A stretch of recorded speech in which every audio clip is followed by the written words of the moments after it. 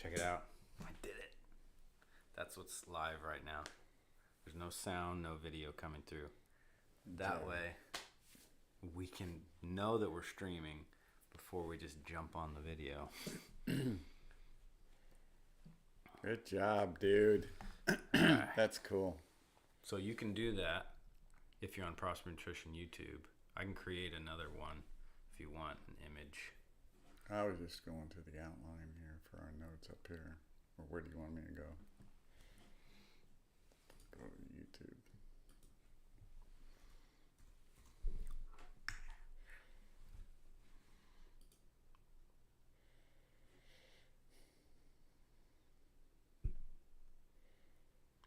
Hopefully the stream doesn't mess up because of the bit rate. There it is right there. Have you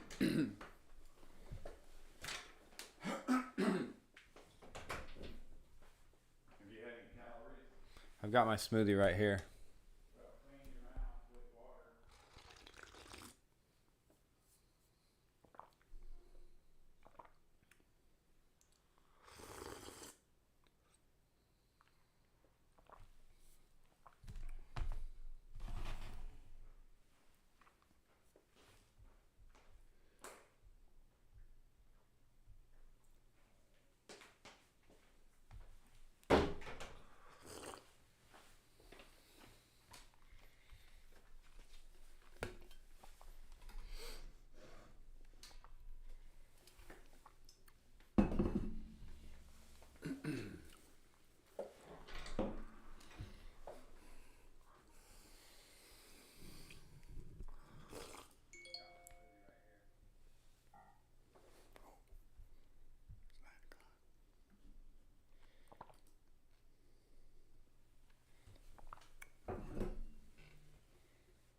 What was that?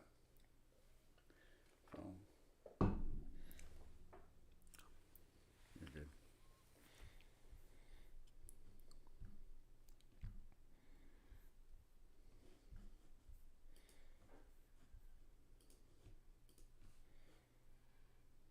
You need to close that Prosper Nutrition YouTube.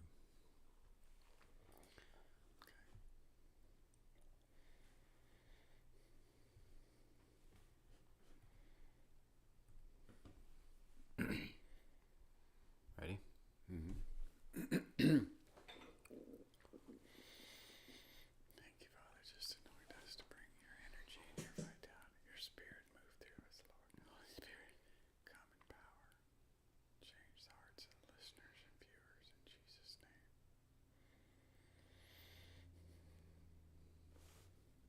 All right, here we go.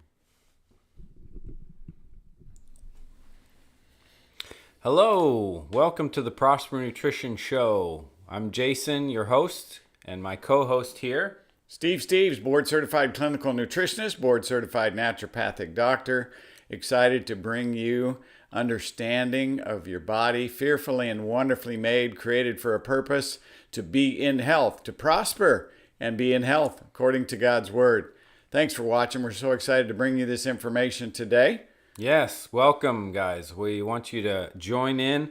If you're watching live on YouTube right now, just know that you can get on there and chat. If you guys have any questions, if you guys have any comments, let us know you're there. Say hello. Give us let us know where you're from.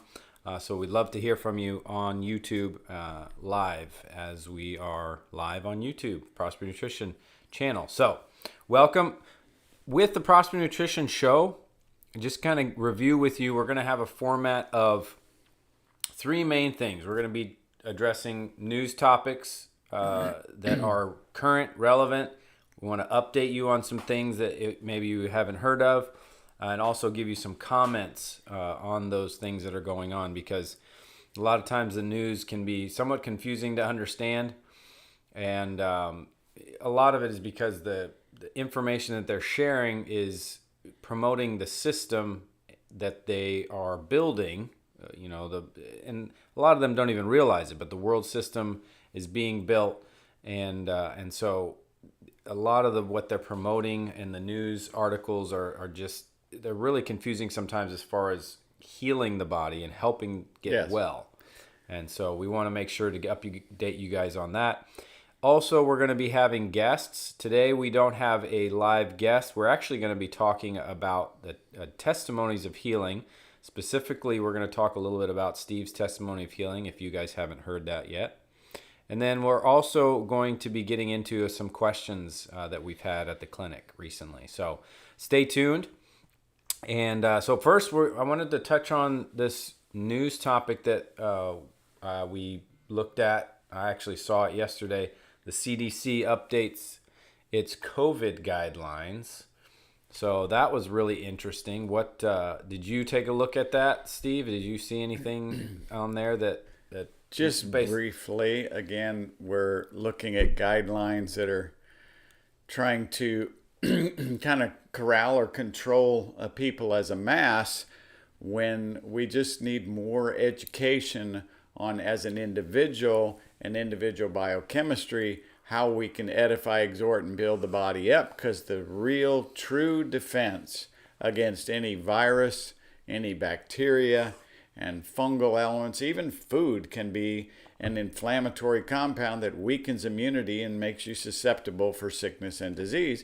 So when we look at guidelines for a disease in general that is based on analysis of a virus, which is submicroscopic, can't even be viewed under a microscope, and many of the things that are put out there are theoretical. Mm-hmm. Yeah. So the news, basically what it's saying is the CDC has new guidance, places an emphasis on personal responsibility and protection. Actually, let's share this screen real quick so they can see it. So CDC updates COVID guidelines to streamline quarantine and testing recommendations. The new guidance places an emphasis on personal responsibility and protection in an effort to begin learning to live with the virus. It's interesting that they're talking about personal responsibility now. Why didn't they talk about it sooner? That's one of the questions that I have. And so that's something that I feel like is important for us to kind of touch on. Is we constantly teach on personal responsibility, and so that's something that we all have to have. I mean, our health is our own responsibility, and so that's I feel like is good, but personal responsibility for what is the question. When you get into this article, it talks a bit about our responsibility to one another, and so we need to make sure that when we are looking at these things, we need to really evaluate what it is that they're saying and understand what our responsibility really is. And it's actually to build up our health, not necessarily to do what they tell us to do. That we have to really dive in and think about what it is that we need to do to take care of our health. Jesus actually commanded us to heal the sick. He was probably most famous to the world for his ability to just go around and heal people and even raise them from the dead. So the author of life is actually teaching us, in taking care of ourselves, then we can go out and be healers, those that are sick, and not be afraid that we're going to get that illness if we're taking care of ourselves with those 7 basic pillars and principles of healing that they can get from prospernutrition.com, that evidence-based information that is biblically founded. On our first show, we mentioned that scripture in Jeremiah 6:16 that talks about considering the old ways. God's old ways are perfect, and they will lead us into a right path. And especially when we're at a crossroads, if you feel like you're getting ill or your body's getting weak, don't let yourself get weak so that you can break down and get disease and sickness. But there's always a good outcome. Everything works together for good. I remember last year at this time, I was sick with the flu. Now, we didn't go get tested to see if it was this virus or that, because, again, those tests are not really accurate in the way that they measure response. So either you're having an antibody reaction or you aren't. It can be aren't, or it's a positive or negative reaction. They don't really thoroughly understand how immunity works down at that level. So we just knew what to do to build ourselves up. And of course, we're going to get into great detail in our webinar about that. I know you're going to announce that here pretty soon. But oh yeah, we definitely want to make sure you guys know about a webinar we're having next Thursday after the Prosper Nutrition Show. So as a reminder, the Prosper Nutrition Show is every Thursday at 9 a.m. Central Standard Time. So that is 10 a.m. Eastern. And so make sure you guys join us every Thursday. But next Thursday, we're actually going to be right after the show. We're going to be having a webinar on digestive health. Specifically, we're going to be talking about constipation and related digestive issues. What causes constipation, what it is, and what are some related digestive issues that actually may be caused by constipation, or the things associated with that. Especially excited to talk about how the digestive tract produces mucus and your mucous membranes of the lungs and your nasal passages. And this 2 to 3 pounds of mucus that we produce a day has antibodies that actually wall off invading organisms like viruses and bacteria. So what can we do that possess this building of mucilaginous antibodies? There's actually herbs that God created that build up antibodies where 2/3 of your immune system exist. They say up to 75% of immune antibodies exist within the digestive mucosa. So we're going to talk about that and why making sure that that system is moving, the transit time is moving well. And so a lot of people don't understand constipation. They think that they're having one bowel movement a day, that's considered normal. Well, that's American, but that's not ideal, and we're going to talk about that. Pretty excited to get into that. Don't even know what timetable that will be, because there's so much to talk about in digestion, but I'm excited to bring it. Yeah, we're gonna really go. It's going to be a lot of information quickly, so you definitely want to make sure you're prepared to take notes. But just a quick review. We just talked about the CDC updating COVID guidelines to streamline quarantine and testing recommendations. I wanted to make sure you guys heard this part of the article. Unvaccinated people are no longer have to quarantine at home after being exposed to someone with COVID-19. The Centers for Disease Control and Prevention said in a press release posted on Thursday. The CDC updated its COVID recommendations, hoping to, quote, streamline guidance and make it more reflective of the current state of the pandemic. So we're still in a pandemic, apparently. I'm not sure if that's scientifically correct, if we are in a pandemic, if that's just a lot of times, I mean, I don't know if you've thought about this, but one of the things that can happen is that we are in a pandemic, not necessarily because it's scientifically correct to call it a pandemic, as much as it's politically motivated, or it could be politically motivated. It could be motivated by agendas in regard to maybe pharmaceutical industry pushing things. So that's something that we don't know for sure, all of this information, but that's something that people have speculated. So if we look at this, in which there are plenty of treatment and prevention options available. That's one of the things that they say. And a variant is circulating that typically does not cause as severe of an illness. So a variant. Do you think, Steve, that you could make a quick comment on what they mean by variant? So viral variants that are responders from your immune system vary because the viruses in the body will oftentimes vary their structure to try to adapt and try to survive. And your body does the same thing if you just feed it. Actually, there are properties in herbs that we'll talk about in the future when we talk about stress response. And one of the immune herbs that we'll talk about this coming week when we get into digestive health is actually an adaptogen in its properties.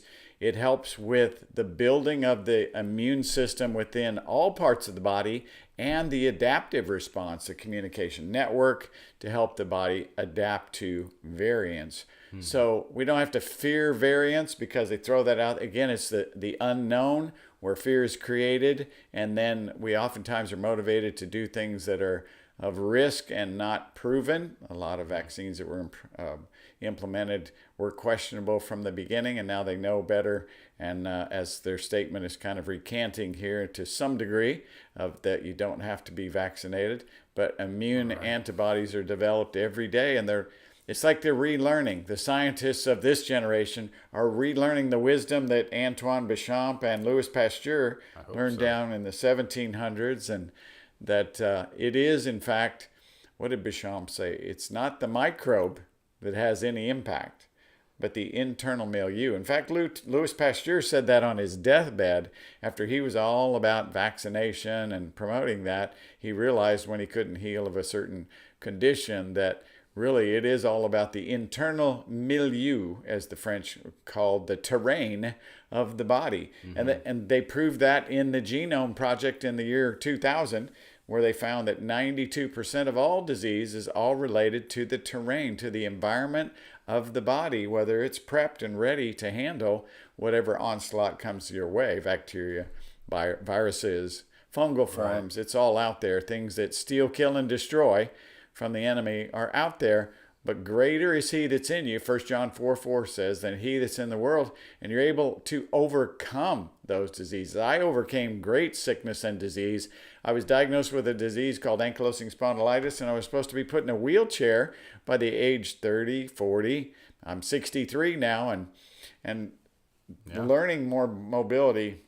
Every time I talk about it, this is an area we're going to get into, is the Prosper Fitness that this young man's involved in. God's just given you such an anointing and gift on how to teach mobility, how to restore mobility. And it's really helped me in these latter years of my life, the things that I'm able to do with greater measure. And it's especially important because I've got to try to run and keep up with your son, Jude, who is just runs, loves to run.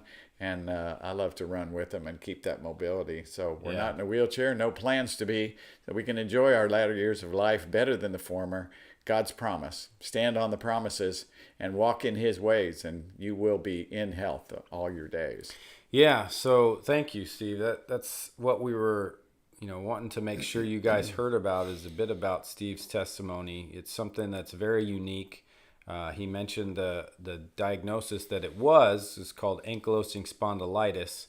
There are rarely, if ever, any positive outcomes in that disease, and the reason is an interesting way, because when you were first diagnosed and they told you that they didn't really have any solutions for you, that the disease would just progress, and all they could do was give you medications to kind of help manage the disease. Manage pain, really, was what it was, right? It wasn't necessarily managing the disease. Right. But pain, we know, is a response that the body performs to help heal, to increase circulation, to increase antibodies, or to increase immune response to an affected area. So we don't want to suppress pain. We want to just do it naturally through management of pain. And your body has so many mechanisms. That's an entire podcast we're going to get into. I'm excited about the discussion of the natural management of pain and inflammation. Know it well. Was in a lot of pain. Used to just lay in bed at night and moan in pain, waiting to when I could take my next pain medication. But I don't take pain medications anymore. Yeah. But I do take a lot of natural things that help support the natural anti-inflammatory hormones that are produced in the body. Yeah. And so that's part of gut control as well. So our gastrointestinal health, the digestive health webinar is going to be so exciting to talk. A great way to start our webinars. Right. Yeah. So there's a relation. I mean, he saw that impact on his health related to what he ate, and that's something that he really saw the connection of, that a lot of people don't see. The doctors even don't see. They'll treat the pain where it's at, but it's not necessarily providing any sort of real resolution to the issues. And so we want to make sure that you guys understand that, well, the medical system is designed to kind of find a disease or find a problem and then categorize it, because it's got certain types of symptoms and related changes in the body's function and structure. A medical doctor talked about that, Harvey Bigelson. He was trained as a medical doctor, and he kind of wrote a book, How Dangerous Doctors Can Be, just because of the way that they're trained to do surgery, medication, and all of that. That's the the avenue that which they're trained underneath.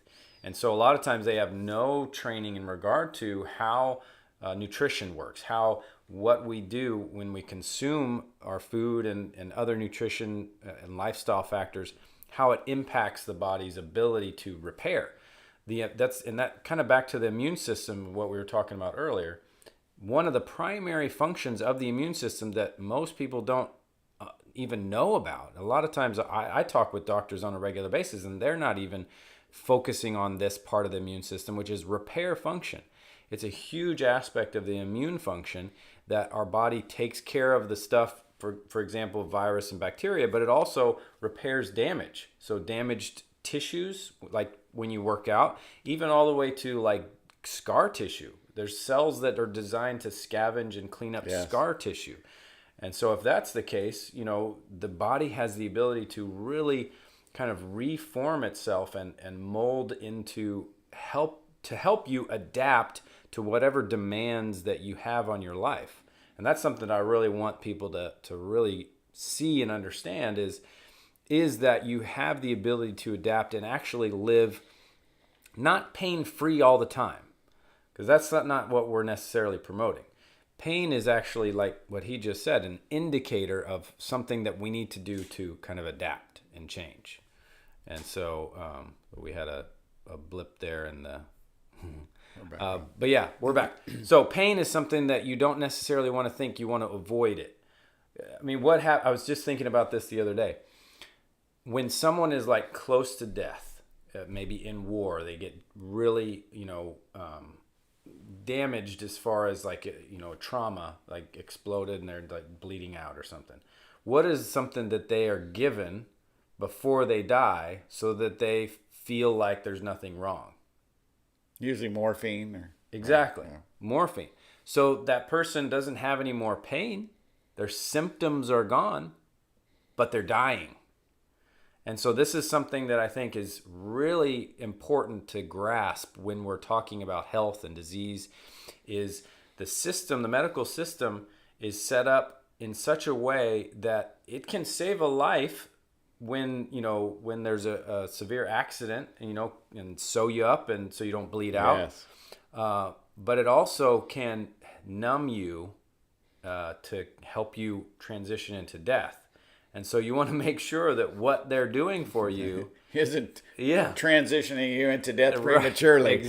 Exactly. Well, I like that the discussion on the repair of the body is a fun one to talk about because it's really never addressed in medicine. As you were saying, you talk to doctors, they're not thinking about it. Right. And you're with doctors, you're communicating to probably 150 different doctors per week through the work that you do. But the defense and communication is another aspect of immunity, and most people are aware of that. The body's defending you against these invading compounds. But most of us are in such a repair deficit because just the ability to defend is not adequately being met. So by supporting immunity, and we're going to always talk about how to support immunity. I was thinking I've got to get a tidbit out today. I was talking about gastrointestinal health, and I'm certain we'll bring this up next week in the webinar, but in our Prosper Nutrition's zinc and herb lozenge. Yeah. Okay, we have zinc in there. There's some echinacea in there. It's one of the adaptogens that helps immunity. It helps lymphocytes. It helps white blood cells. It also has slippery elm in there, and most people are not aware of slippery elm. Think of slippery mucus to help release toxins through that mucosal antibody layer. So it's just a remarkable product, just helps immunity that people should be using on a regular basis. But God put that stuff in nature, and of course we put it in bottles to bring the farm to the table to you, bringing nature to nurture your bodies through prospernutrition.com. I just am loving the work that we're doing. I thank you for just your passion to help get this motivation going, Jason. Yeah, we want to get this word out. It's really important. And so we're going to be... another thing we want to remind you of is if you guys have the opportunity, every single morning, every single weekday morning, Monday through Friday, we're going to be having morning motivation. It's 7:45 to 8 o'clock. So it's just 15 minutes, but it's an opportunity for us to connect, to answer questions that you have live. And you can call in on your phone. There's a number that you can use to just call in, or you can get on video. We will be calling in or on video, but it's an opportunity for us to connect and get motivated for the day. So 7:45 to 8 in the morning. We're going to put the information on the YouTube stream. And again, if you guys are watching right now, please put a hello and let us know where you're from in the chat. We'd love to hear from you. And you can type in any questions in the chat that you have. We're going to be coming up here in just a minute to answer some questions that we've had recently come into the clinic. And so we want to kind of share these answers with you because they're really pertinent questions that a lot of us, I think, are dealing with day to day. But definitely try to check out, if you have the time, and come in the mornings, Monday through Friday at 7:45 to 8 a.m. Tomorrow morning, we're going to be doing it. And we've been doing it for a little while now, I think about a week or so, and it's been going well. We're really excited about that. It gets us excited about the day, focusing on what we need to do to take care of our health and have a really productive day. And so, yeah. You know, I remember there used to be this guy on radio, and I think he's still out there, the Bible Answer Man. The guy knew the Bible really well. But he was one to credit, as we would. We're not trying to say that we've got all the answers. We've certainly seen a lot in 30 years of business in the health clinic environment, and a lifetime of health issues. But a wise man isn't one who knows all the answers, but certainly one who does. And God always makes a way. And that was the first word he gave to me in 3 John 2, of course, saying that he desires we prosper and be in health, even as your soul prospers. So know that's God's will for you. His desire is for good and not for evil, for hope and a future. And that hope of future, we were talking about the repair mechanism. You sent me a really good article one time, and I've known this in research about the tissues of the body and all the different systems and how long it takes them to regenerate. Most people aren't even aware that all the bones in your body right now will regenerate every cell within 7 years. Yeah, okay. Right. But are we taking enough support to make sure that gets done? What type of bones are being made with what we put in our body? Are we making them brittle with poor forms of calcium that are put in dairy products, for example, which are not ideal? It tends to make brittle bones. And there's a great doctor. We should interview her, Dr. Susan Brown. Oh, yeah. And she kind of co-partners with Dr. Jaffe. Yeah, she's and great. She wrote Better Bones, Better Bodies. I believe that also, does she have a blog spot, or she has a YouTube page or something? Yeah, she's got some great information. Yeah, I love Dr. Brown. Just solid, wise information on how to take care of those bones and keep them strong. Yeah. So that's the slowest growing tissue in the body. Everything else takes less time. Even the white blood cells, like the neutrophils that clean up an average of 52 bacteria per neutrophil, they may only live 4 hours. Once they gobble up, like a Pac-Man, they gobble up those 52 different bacteria, then they dissolve and disintegrate, and the body makes more. 115,000 new white blood cells are made every second if you have a healthy body. And we'll talk about that at some point. I get excited about the regeneration, the neogenesis, the gluconeogenesis, and the things that the body does. It's amazing how it survives and it takes care of itself. God designed it that way. Yeah. Pretty fascinating. Yeah. So, hey, wanted to say hello. Jennifer said hello to us in the chat. Hello, Jennifer. Thanks for saying hello. I put the link for the morning motivation in the chat. So if you guys you can register for that and you'll get the meeting information. It's a Zoom link, or you can call in on your phone. So if you have questions, you can contact us. But check that out. Also wanted to let you guys remind you, we've said it a couple times, that we are going to be having a webinar next week. It is on Thursday, right after the Prosper Nutrition Show. So Prosper Nutrition Show, 9 a.m. on Thursdays. Next week, we're having a webinar at 10 a.m. And the webinar is going to be on digestive health. We're going to be focusing in a bit more specifically on constipation, but there are so many digestive issues that are closely related to constipation. So we're going to be touching on a lot of digestive connections. And then, as Steve mentioned, there's a lot of inflammatory conditions that we deal with and pain type of conditions that are related to digestion as well. So a lot of us are dealing with the digestive issues that we may not even realize. And so definitely check it out. Stay tuned, on the YouTube page. And I'm going to put the link in the chat here, and you guys are going to have the link as well. So check it out. And now what we're going to do is answer some questions. So if you are live, you can type in questions. We've got a couple questions we're going to start with here, but we are going to wrap up this time with these questions. So the first question here, do you want to read it? All right, let me read this one. All right. How can a person satisfy sweet cravings? Is sweet cravings a nutrition imbalance, or do we need a little sweet food in our lives? Well, in our book, The Trinity Diet, we talk about the trinity of foods: proteins, carbohydrates, and fat. Well, sweets are just one form of carbohydrate. They're saccharides, and depending on the multiple chains, you've got polysaccharides and you've got individual saccharide sugars. Some absorb really rapidly, some take a little bit more length of time. So all sugar is not bad, but all sugar has one purpose, intent that God created for the body, and that is to make energy within the mitochondria. It's kind of like the gasoline in your fuel tank that feeds your engine of your car. You need that glucose to actually fuel the cells and in proper balance. Of course, we can get too much and then we can get too little, but the cells prefer it, and the apostat control of what you crave is based on what your cell signaling tells your apostat. If your cells are not absorbing glucose, then you're going to crave sugars.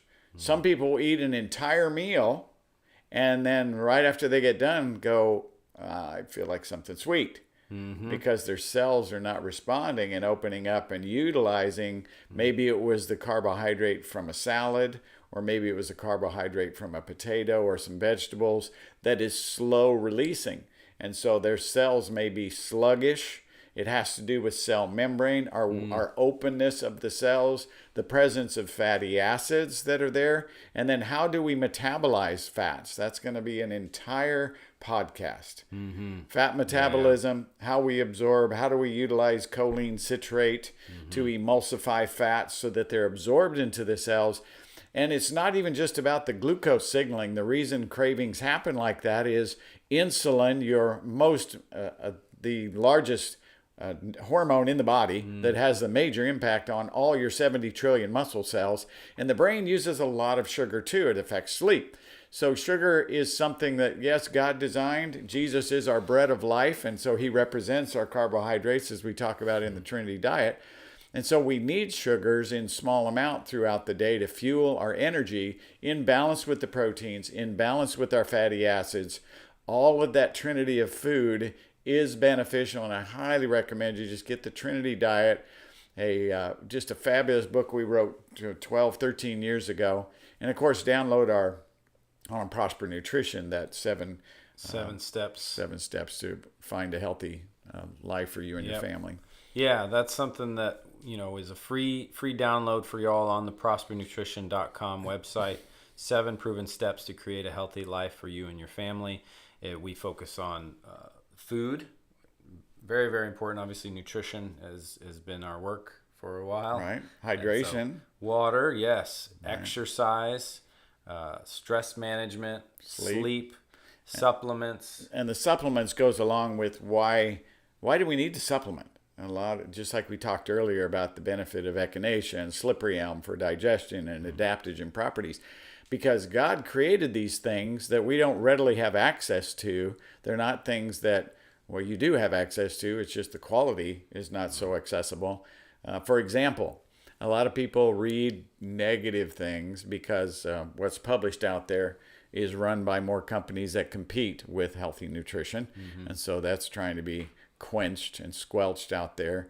But God designed nutrition to help nourish your body and build it up. And so these adaptogen properties of herbs that we can consume on a regular basis can make us strong and endure through all kinds of sickness, and not just to be quarantined. And when we use that word quarantine in that earlier newscast that you were reading from, I was thinking about how the body naturally quarantines things that are invading, whether it's a virus, whether it's a bacteria.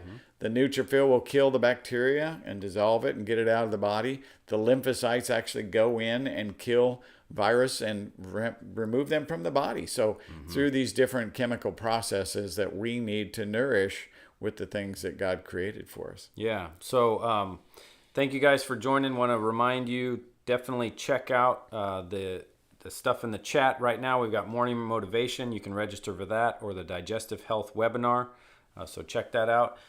Thank you, Steve. We definitely want to make sure that we know that we have the ability to improve our health. We have the resources. You guys, we want to make you aware of more resources. That's part of the work that we've been doing. Is a lot of times we get people into the clinic and they don't realize that they have more options, healthier options, that things that they can do to get themselves in a better place if they're dealing with different diseases like heart disease, diabetes, cancer. We've helped people in all different areas, and so definitely know that there are ways to get solutions. We're providing those solutions, prospernutrition.com. If you guys want a specific plan for your needs, whatever health issues you're dealing with, we will get testing done and we'll evaluate that testing and we'll give you a specific plan for your health needs at the Nutrition and Health Center Clinic. That's what Steve's been doing for 30 years, and so we definitely want to help you in that way if that's something that works for you. So, good question. Can a person satisfy sweet cravings? Yes. Steve said we want to do it in a more balanced way to help our cells to become healthier and more able to take in the sugars. So we have those sweet cravings for a reason, right? But our body's telling us what we need. A lot of it's more balanced nutrition and more whole food diet. The next question we have here, remember, if you guys have a question right now live, type it into the chat. We'd love to answer any questions you have. The next question we have is food sensitivity testing necessary? Does an elimination diet work the same? So some of you may be familiar with or may not be familiar with food sensitivity testing. There's a lot of stuff out there right now that they have like these kits that they'll send home with you, and you can do it at home. Like I think it's a finger prick or something, and I can't remember what it's called, but it's a company that has these tests and they test for food sensitivity. And most of those are IgG antibody responses. We used to do that years ago, but we found out there's so many false positives and false negatives. You didn't know which was true and which actually was a false reading. And so we needed to transfer real accurate food and chemical sensitivity by doing ELISA testing, which there's really nothing like what the ELISA Act, LRA by ELISA Act. LRA, and it's measuring lymphocyte response in each individual chemical and how it activates lymphocytes. And this is this immune activation that should be properly tested. You can do, you're just not going to get, even with an elimination diet, we used to do that years ago. You'd have them eliminate a food for a while and they could see some benefits from it and they'd reintroduce it and they may or may not have a reaction that they could read. They could measure their pulse before and after they took the food to see if they were reactive to it. But again, that's not always a positive or negative reaction. You can't really differentiate. And it's really hard because if you want to go through the process of doing it for all the different foods, I mean, it's almost impossible. With the LRA by ELISA Act test, they're able to test 512 items in your diet. Many foods. I think it's like around 250 or more foods, 280. It's a lot of foods. And then other chemicals and other things in your environment, their immune system can be hyperreactive to possibly, and creating inflammation in your body, which can lead to a lot of the health issues that we experience day to day. So identifying food sensitivity is going to be really helpful for people dealing with conditions that are inflammation or pain, that are chronic conditions, like, conditions that, are related to cancer and diabetes and heart disease. Those are chronic conditions that could benefit.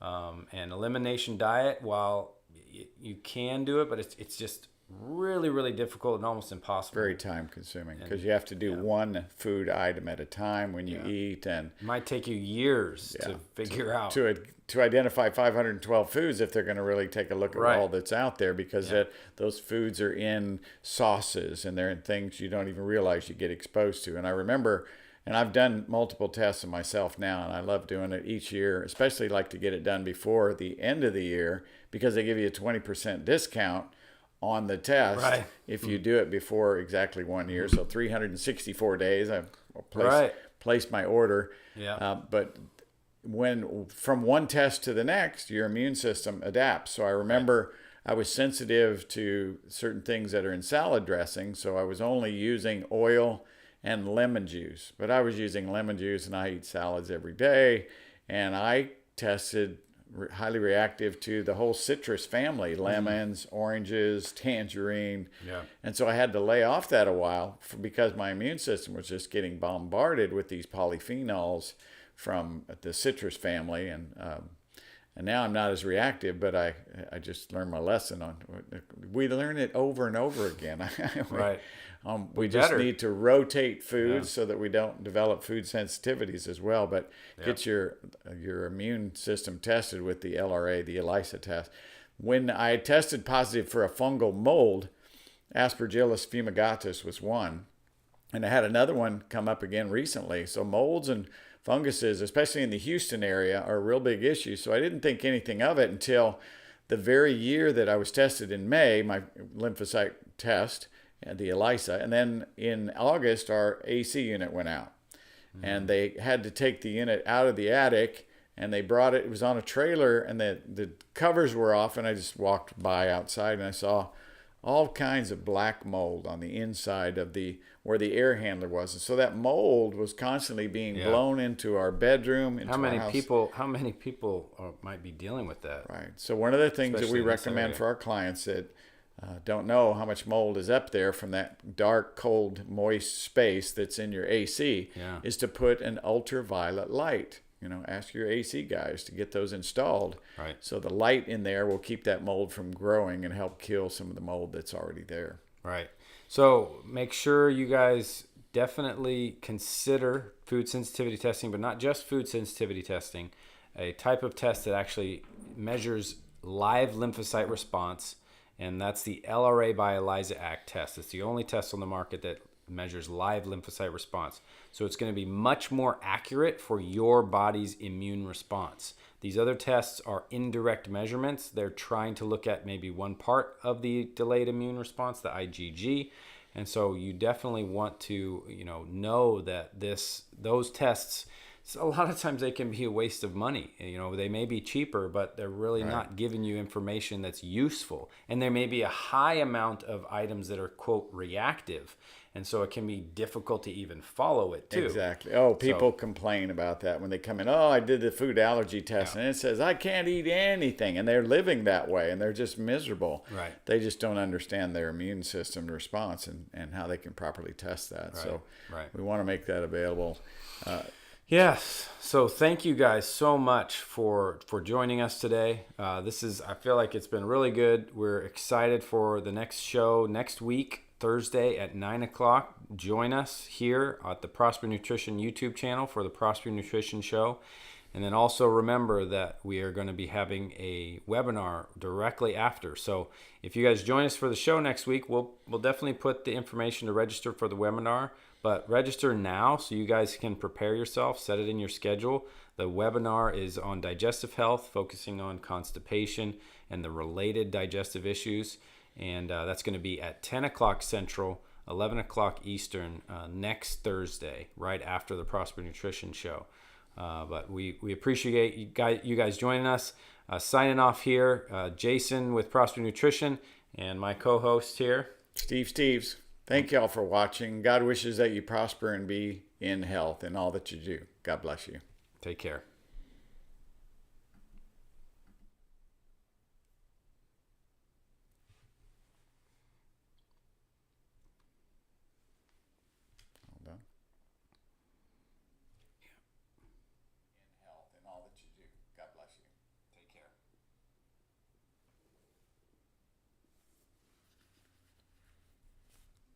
job. And you brought that picture right back in. Right. So it's still streaming. That was good. So much glad better I than figured- last week where Right. it's growing. We're getting more comfortable with it. Oh, it's repeating.